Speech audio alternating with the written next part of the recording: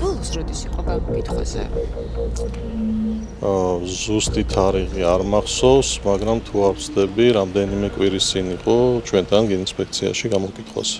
ქართული ოცნების იუსტიციის მინისტრი შაბათის ეთერს უდასტურებს, რომ გლდანის ციხის ყოფილი დირექტორი, რომელიც 8 ოქტომბერს საკუთარ ავტოფარეხში გარდაცვლილი იპოვეს, სიკვდილამდე დაკითხვებზე დაყავდათ. ჩვენთან როცა მან დატოვა შენობა, როდესაც გამოიკითხა, გენერალური ინსპექციის ხელმძღვანელის ინფორმაციით იყო ძალიან მშვიდი შეხვედრა და მას არანაირი განცდა არ დარჩენია, რომ ბატონ გოგობერიშვილს შეიძლება ქონოდა რაიმე შიში დაპატიმრების.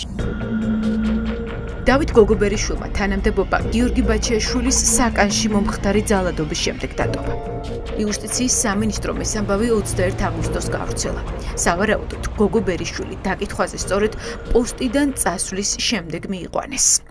პირველ რიგში ძალიან უწუხარ იმის გამო, რაც მოხდა, მართლაც შემზარავი ფაქტი იყო წარმოუდგენელი ჩემთვის, იმიტომ რომ ამის არანაირი წინაპირობა არ არსებობდა. როდესაც გახსოვთ, თქვენ დაიწყო გამოძიება კონკრეტულ ფაქტთან დაკავშირებით, მათ პასუხისმგებლობა გამოიჩინა ასევე და დატოვა დაკავებული თანამდებობა.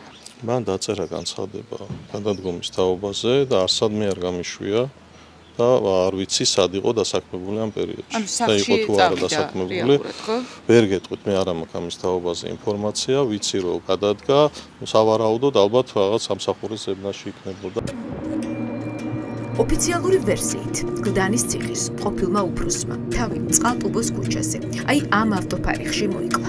მანქანის დახურული სადგომი კორპუსის ეზოშია. წესით, გასროლის ხმა პირველ სართულზე მდებარე ბინაში ყველაზე კარგად უნდა გაიგოთ, თუმცა მეზობელი ამბობს, რომ სროლა არ გაუგია. ბევრი გასროლის ხმა იყო?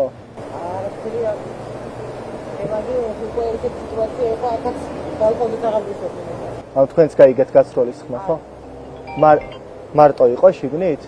თუ იცით? მეზობლები ყვებიან, რომ მათი ყურადღება ეზოში შეკრებილმა ბევრმა პოლიციელმა მიიქცია. მენაში ვიყავი, გარაჟში მუშაობ დარაჯად. ანუ ამ ტერიტორიაზე არ ყოფილხართ იმ მომენტში? მოვედი დილით, ლენტები იყო გამოკრული, არ შემიშვეს სახში. სახში არ შეგიშვეს? სახში რატო? იმიტომ რომ იქ უკანა მხრიდან არის შემოსასვლელი. ხო. მithres წადი იქით მხრიდან და სადარბაზოდან მოდიო. ამის შემდეგ წყალტუბოს ქუჩის მაცხოვრებლებს უთხრეს, რომ გლდანის ციხის ყოფილმა უფროსმა დავით გოგობერიშვილმა ავტოფარეხში თავი მოიკლა. არაერთი მოქალაქის გამოკითხვის მიუხედავად ჩვენ ვერ ვიპოვეთ აქ ადამიანი, რომელიც დაადასტურებდა, რომ სროლის ხმა გაიგო. სროლა გაიგეთ? არა. ვერაფერს ვერ გეტყვი რა მოხდა, მე დილით გავიგე, ნუ იქ გარაჟში ყოფილა ეს მიცვალებული და ვინ გაიგო და ვინ მიიღო ზომები ამ საქმეში არ ვიცი. სროლის ხმა იყო, აი გაიგეთ? არ გამიგია. დავით გოგობერიშვილი სახლში მარტო იმყოფებოდა. მშობლები რაჭაში იყვნენ. ამის შესახებ ინფორმაციას მეზობლები გვაწვდიან. აი ეს შემთხვევა როცა მოხდა. არ დათო რომ გარდაცვლილი იპოვეს, მშობლები თბილისში იყვნენ თუ იცით? არა, უთქვეს რომ რაჭაში არიან. ოფიციალური ვერსიით, გლდანის საპატიმროს ყოფილმა ხელმძღვანელმა რატომღაც ავტოფარეხი აირჩია თვითმკვლელობის ადგილად, რომელიც გამოძიების ცნობით შიგნიდან ჩაკეტილი იყო. ჩაკეტილი იყო ეს ავტოფარეხიო, მართალია თუ გაქვთ ინფორმაცია? ჩაკეტილი იყო და ამოჭრესო. ასე თქვეს მეზობლები. როგორ გაიგეს მისი სიკვდილის ამბავი? მით უმეტეს თუ მშობლები აქ არ ცოლმატე ხა რეკვა? ესე ამბობენ? ალბათ ცოლთან თუ არ მივიდა იქ წანიში ეს კაცი ხო, ეს ბიჭი 52 წლის ყოფილა. ალბათ ცოლმა მოიკითხა სად იყო აქ. ხო, მაგრამ ავტოფარეხი დაიწყეს ზებნა? ხო, აი, არ ვიცი. სისხლის კვალი ავტოფარეხის წინ ამ დრომდე რჩება. ჩნდება კითხვა, როგორ? რა მოხდა სინამდვილეში? მკვლელობა იყო თუ თვითმკვლელობა? სამთავრობო მედია სუიციდის ვერსიის გასამყარებლად ქართული ოცნების მხარდამჭერი ექსპერტი დაიხმარა. ცხედრის აღმოჩენიდან რამდენიმე საათში გავრცელდა მართლ პარტიასთან დაკავშირებული დავით ჩიხელიძის კომენტარი, რომელიც ირწმუნებოდა, რომ გლდანის ციხის ყოფილ უფროს თავის მოკლა მანამდეც უცდია მინიმუმ 3 ჯერ. საქართველოს პატარა ქვეყანა არის და თბილისი მით უმეტეს და ყველას ყავს ნაცნობები და ჩვენ პოსტში გასწრებით რომ თუნდაც იგივე თვითმკვლელობის ცდილობის ფაქტი მისამ მეგობრება კარგად იციან. და საერთო ნაცნობებისგან გაიგეთ, რომ სუიციდის მესამე და თუ მეოთხე შემთხვევა იყო? ეხლა არ დამიგია ცნობილი ფაქტია ეს ფაქტია. ჩნდება კითხვა, თუ ადამიანი თვითმკვლელობის მიზნით თვით დაზიანებებს იყენებდა, ეს ამბავი კი ისეთი გახმაურებული იყო, რომ ქართული ოცნების ექსპერტებიც კი მსჯელობდნენ, მაშინ როგორ ვერ გაიგო ეს შემთხვევები იუსტიციის სამინისტრო? რატომ განაგრძობდა გოგობერიშვილი საქართველოს ყველაზე დიდ ციხეში მუშაობას? ავტოფარეხი, სადაც მან თავი მოიკლა, ჩაკეტილი იყო შიგნიდან, მისივე გასაღებით, რაც მკვლელობის ვერსიას 100%-ით გამორიცხავს. მესამე, რაც მთავარია, სამწუხარო რეალობაა ის, რომ მისთვის ეს სუიციდის მესამე თუ მეოთხე მცდელობა იყო. აი ამ ვინმე ექსპერტმა დავით ჩიხელიძემ საიდან იცოდა, რომ ციხის ყოფილმა უფროსმა რამდენჯერმე სადა თავის მოკლა? ასეთ რამეს ჰქონდა ადგილი და 3 თუ 4 შემთხვევა ახსენა, ხო, როგორც ამბობ. ესეც გამოძიება მიმდინარეობს თვითმკვლელობამდე მიყვანის მოხდა. თქვენ აი ეს ამბავი იცოდით? თვითმკვლელობამდე მიყვანის, არა. სხვა შემთხვევები არა, მე არ ვიცოდი, არ მქონია ამაზე საუბარი, არ მქონია მასთან, ასე ვთქვათ, ესეთი ურთიერთობა, რომ მას შემთთვის მოეთხოვ, ან რაიმე ინფორმაცია ჩვენთან, მის შესახებ მსგავსი ინფორმაცია დაცული არ. და ხაზგასმა რატო ხდება იმაზე, რომ ავტოფარეხი შიგნიდან იყო ჩაკეტილი? ხაზგასმა რა ფაქტი თუ არის, რომ ავტოფარეხი შიგნიდან იყო ჩაკეტილი, ესე იგი ავტოფარეხი შიგნიდან იყო ჩაკეტილი. ამასაც გამოძიება დაადგენს, იყო თუ არა ავტოფარეხი შიგნიდან ჩაკეტილი. თქვენი გაქვთ ეს ინფორმაცია, რომ ჩაკეტილი მე იყო? ხო გითხარი თავიდან, რომ როგორც თავიდან ამ ეტაპზე რა ინფორმაციაც მაქვს, იქიდან გამომდინარე, არ მიჩნდება სხვა ეჭვი მეთქი, რომ რაღაც შეიძლება სხვა რამესთან კონდეს საქმე, გარდა თვითმკვლელობისა. გდანის ციხის ყოფილი უფროსის ბურუსით მოწვეული სიკვდილის საქმეზე შინაგან საქმეთა სამინისტრო გამოძიებას თვითმკვლელობამდე მიყვანის მოკლით აწარმოებს. ანუ გელა გელაძის უწყება ახლა უნდა გითხრას, ვინ და რა გარემოებებში აიძულა დავით გოგობერიშვილი თავი მოიკლა. ჩვენ ამ ვერსიის შესახებ ოჯახის ახლობლებსაც ვკითხეთ. გჯერათ თუ არა თვითმკვლელობის ვერსიის? იარაღი ქონდა მას? ქონდა რეგისტრირებული იარაღი? მართალია რომ 3-ჯერ თუ 4-ჯერ წადა თვითმკვლელობა? ახლა თქვენს მეგობარზე აი სამთავრობო პროპაგანდა ამ ინფორმაციას ავრცელებს, რომ არამდგრადი ფსიქიკა ქონდაო. გჯერათ რომ მან თავი მოიკლა? იუსტიციის სამინისტროს გენერალურ ინსპექციაში დავით გოგობერიშვილის გამოკითხვის ამბავი შაბათის ეთერს პაატას ალიამ დაუდასტურა. გამოძიებას ბაჩიაშვილის საკანში მომხდარი თავდასხმის დეტალები აინტერესებდა. თუმცა 9 ოქტომბერს გოგობერიშვილის სიკვდილიდან მეორე დღეს სუსში გამართულ ბრიფინგზე თქვეს, რომ გამოძიებას ისინი აწარმოებდნენ და ამ საქმეზე უკვე პირველი დაკავებული წყავდათ. დინარაძის უწყება ხელბურკილები პენიტენციური სამსახურის ყოფილი უფროსის ყოფილ მოადგილეს გიორგი ქემუგლიძეს დაადო. ახლა საინტერესოა, იყო თუ არა გოგობერიშვილი გენინსპექციის შემდეგ გამოკითხვაზე სუსშიც და რა ჩვენების მიცემას ითხოვდნენ მისგან. ბაჩიაშვილის საქმეა მიზეზი, რის გამოც საიძულეს მას რომ თავი მოეკლა? დაკავებულია სახელმწიფო უსაფრთხოების სამსახურში 9 ოქტომბერს გამართულ ბრიფინგზე განაცხადეს, რომ ციხეების ყოფილი შეფი გიორგი ქემუგლიძე ბაჩიაშვილთან გარიგებაში შევიდა. სუსის ამ ვერსიით ივანიშვილის მილიარდების ყოფილმა მმართველმა საკანში აცემინა თავი პატიმარს, რომ მსხვერპლის როლი მოერგო. დაჭერილმა ქემუგლიძემ ადვოკატის საშუალებით ჩვენ გვითხრა, რომ ეს ამბავი ტყუილია. ველს არ აღიარებს და თავს დამაშავედ არ ცდობს. გიორგი ბაჩიაშვილი ნანახი ხავს თუ არა და ვერ გეტყვით, ვერაფერზე ვერ გეტყვით. ჯანდიერს შეხვედრია თუ არა? ეს შეგიძლიათ დამიდასტუროთ ან ვერაფერს ვერ გეტყვით. რაიმე მსგავსი დევს საქმეში? ვერაფერს ან ერთი და გვიწევს ტრიალებ და ვერაფერს ვერ გეტყვით სამწუხაროდ და მინდა დროს გავკეთოთ რა. ყველაზე საინტერესო ამ საქმეში თავად გიორგი ქემუგლიძის განცხადება, რომელიც მან წინასწარი პატიმრობის შეფარდებამდე სასამართლოს დარბაზში გააკეთა. ქემუგლიძე შოკირებულია იმ ადამიანების ჩვენებებით, რომელიც მის წინააღმდეგ სისხლის სამართლის საქმეში დევს. ბრალდებულმა მოსამართლეს უთხრა, რომ ვერასდროს წარმოიდგენდა, რომ ხალხი, ვისთანაც წლები იმუშავა, ხელს მას დაადებდნენ.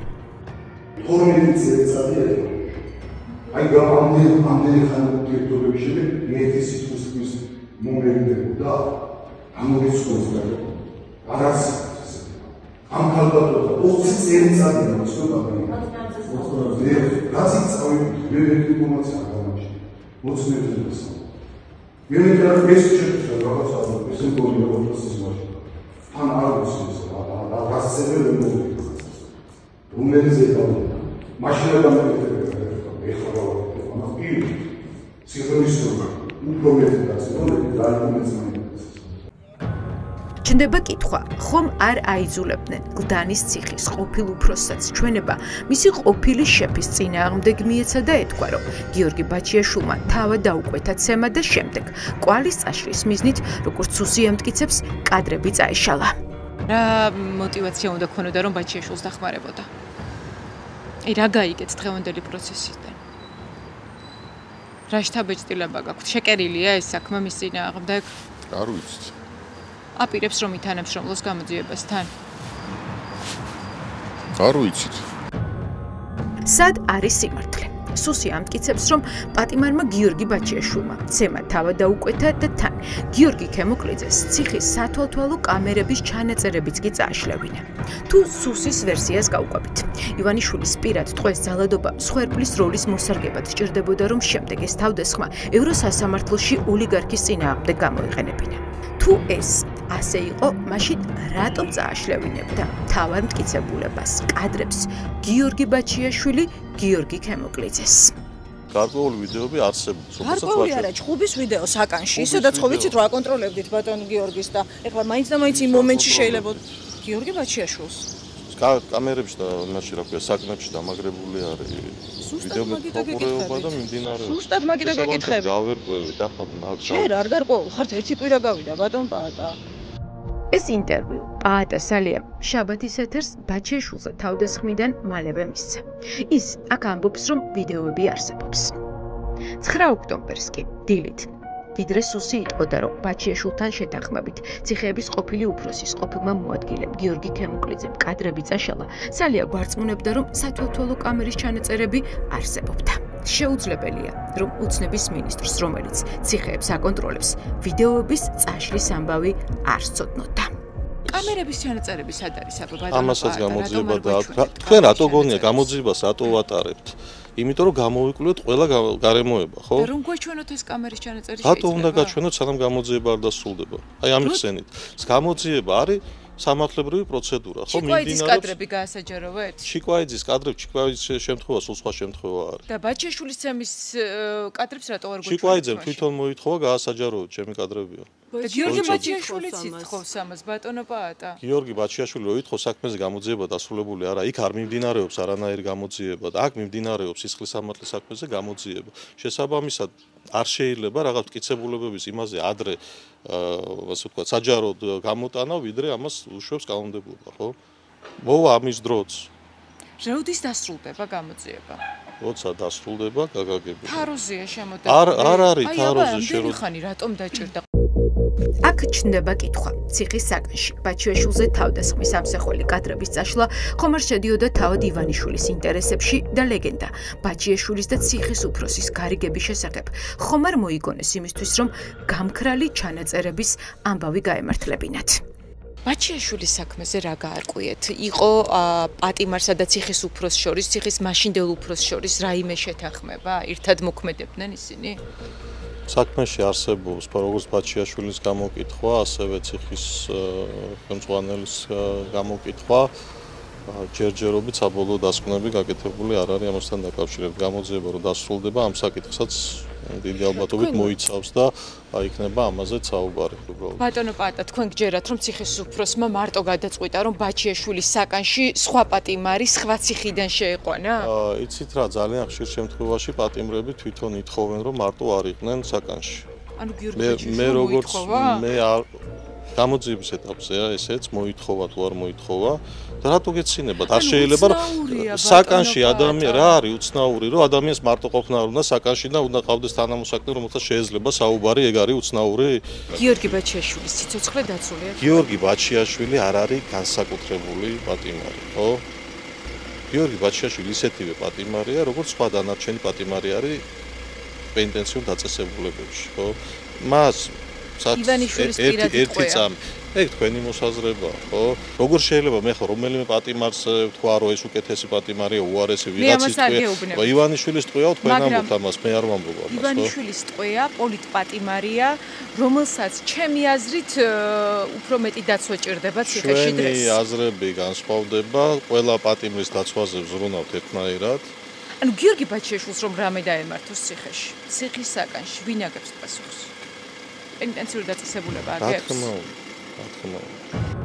21 აგვისტოს, როცა გიორგი ბაჩიაშვილის ცემის საქმეზე იუსტიციის სამინისტროს გენერალურმა ინსპექციამ გამოძიება დაიწყო, ოფიციალურ განცხადებაში დაწერეს, რომ ციხის ადმინისტრაცია და ადმინისტრაციის კონტროლირებადი პატიმრები ბაჩიაშვილთან შეთანხმებით მოქმედებდნენ ძალადობის ინსცენირებისთვის. და ვინ იყო ეს პატიმარი? სჯავრდებული, რომელმაც ოლიგარქის პირადი ტყვე, საკანშის ცემა კახი მეტრეველია. მან ციხე უკვე დატოვა. თბილისშია თუ არა? ციხე რო დატოვა, ადასტურებთ ხო? ციხე რო დატოვა, კი, ადასტურებ. როდის დატოვა? როცა დატოვა მაშინ. ბაჩიაშვილზე თავდამსხმელის ძმა გვიდასტურებს, რომ კახი მეტრეველი თავისუფალია. ჩვენ მცადეთ გაგვერკვია, როგორ შეძლო 28 წლის კაცმა საპატიმროს დატოვება, თუმცა მისი ოჯახის წევრი ამ საკითხზე კომენტარს არ აკეთებს. რა თანხა და ვისგან აიღო თქვენმა ძმამ გიორგი ბაჩიაშვილი ეცემა? არა, ანუ მეუბნებით რომ არა? არ გინდათ რომ გაჩერდეთ? არა. ვინ გადაიყვანა მითხარით? თქვენი ძმა? კარგად მიიტანე ახლოს ეგ. თქვენი ძმა ვინ გადაიყვანა რატი გიორგი ბაჩიაშვილის საკანში? ახლოს, შუმი რო კარგად გქონდეს. თქვენი ხმა მჭირდება, გავიგეთ რომ ჟურნალისტი ხარ და იცი შუმი რა არის. გიორგი ბაჩიაშვილზე თავდამსხმელის ძმა პროსახელისუფლებო ტელეკომპანიის იმედის კორესპონდენტია. ის მთელი ინტერვიუს განმავლობაში კითხვებს გაურბოდა. დედა თქვენი ქართული ოცნების კოორდინატორია? მართალია? ქართულ ოცნებაში მუშაობს დედა თქვენი? ძალიან სასაცილო ვითარებაში ხარ. გიორგი ქემუկლიძე ციხეთა სისტემაში წლების განმავლობაში მუშაობდა. მისი ბოლო დეკლარაციით, რომელიც 2019 წელს შეავსო, ანაბარზე ბანკში და დანაზოგის სახით, ის და მისი ოჯახის წევრები $500,000-მდე ფულს ინახავდნენ. ჩვენი ინფორმაციით, ქემუკლიძე ქართული ოცნების პარლამენტის წევრის ალექსანდრე ტაბატაძის კადრია. ჩემთან მუშაობდა იუსტიციაში. გარკვიეთ რის გამოა დაჭერილი? გჯერათ რომ გიორგი ბაჩიაშვილს გაურიგდა? თქვენ როგორ ფიქრობთ ახლა, რასაც არის გამოძიება დაწყებული, იმისი არ მჯერავს? კონკრეტული დანაშაული, ვისაც აქვს ჩადენილი სისხლის სამართლის დანაშაული და მით უმეტეს საჯარო მოხელი, იგი უნდა დაისაჯოს სრული სიმკაცრით. რა გამოდის? აი, საკანში მყოფმა გიორგი ბაჩიაშვილმა მოახერხა პატიმარმა, რომ მოესყიდა პენიტენციური დაწესებულების მაღალჩინოსანი. აი, ეს რამდენად რეალურია და ლოგიკურია. აქვთ, ესე იგი, რომ მოისყიდა, ხო? ამას ამბობს სუსი, არ მოусმინეთ ბრიფინგს? დინარაძის არ გჯერათ ბატონო ალექსანდრე? კი, რა თქმა უნდა, მჯერავს და სრულიად სამართლიანად არის იგი. ერთ წამაცალებს როგორ ხდება? აი, პატიმარმა როგორ შეიძლება პენიტენციური დაწესებულების მაღალჩინოსანი? ყოფილების და თან დაკავებულების დაცვა ქართულ ოცნებაში არ ყვართ. ამიტომ ქემუკლიძე, რომელიც სისტემას წლები ემსახურა, ახლა მათთვის უკვე არასასურველი პირია. საკანში მყოფი პატიმარი იქნება თუ ვინ იქნება, ვინც თავის იმაში, რა ქვია, გთამის შეთავაზებას გააკეთებს ან ასე შემდეგ. მე არ ვიცი ჯერ რა ხდება ზუსტად, მაგრამ გამოძიების პროცესში გაირკვევა. უნდა ველოდოთ რომ ამ საქმეზე დამნაშავეთა წრე კიდევ გაიზრდება და შესაძლებელია, ამიტომ უნდა დაველოდოთ გამოძიებას. გიორგი ქემუკლიძის დაკავების და დავით გოგობერიშვილის სიკვდილის ფონზე ჩნდება კიდევ ერთი კითხვა. რა კავშირი აქვს ამ ორ ამბავს ერთმანეთთან? ამ საკითხს წესით ახლა გამოძიება უნდა იკვლევდეს. თუმცა პრაქტიკა აჩვენებს, რომ სისტემის შიგნით ჩადენილ სავარაუდო დანაშაულებებზე შედეგი იშვიათად დგება.